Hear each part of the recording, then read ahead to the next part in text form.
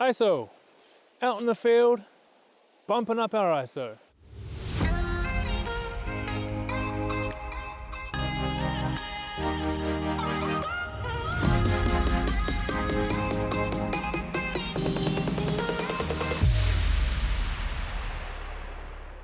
ISO, out in the field here, we're shooting some stars.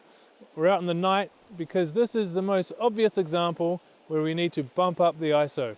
We need to increase the sensitivity of our sensor. So I'm shooting full manual mode. I've got my aperture wide open, so I'm letting in as much light as possible. We've got a 30-second shutter speed, the shutter time. Most cameras can shoot to 30 seconds, and with some help of a remote shutter you can shoot for minutes, but we're going to use 30 seconds because most cameras can do that by themselves. If we shoot at ISO 100, we're going to see it's pretty dark, and we're going to bump up the ISO. We'll go through a few different settings, just get it higher, and we're going to see how the image gets brighter and how the image gets worse in quality as we get too high. So we'll jump in, take a few shots.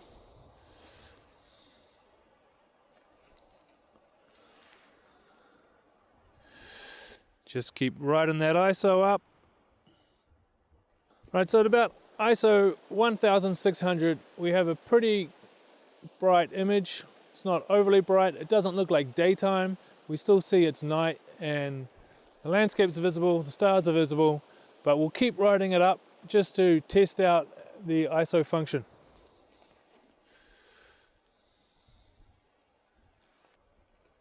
Alrighty, it pretty much looks like daytime. Now when we're out shooting in the daytime, we want to use a pretty low ISO 100, ISO 400. But here, we really have to get it much higher, and that's perfectly okay. You just need to play with this ISO settings to see how high you can get before your image starts to get really grainy. We'll jump back in the studio, we'll review these images and see the difference it made as we rode that ISO all the way to the top. That was fun. Let's take a quick review of the images we took there. And as mentioned, we just kept raising the ISO so we could get a brighter image. As we roll through these images, pay attention to the amount of noise that increases. The images get brighter, but the noise, those little spots in the shadows and in the snow and in the sky, they also increase and lower the quality of the image. So from that, at ISO 3200, we have a well-exposed image with a little extra noise, but it isn't too bad. So I'm happy with this image, and this is the one I would keep. For comparison, I took another shot at ISO 10,000 and I kept the exposure very similar. So I darkened it by lowering the shutter speed.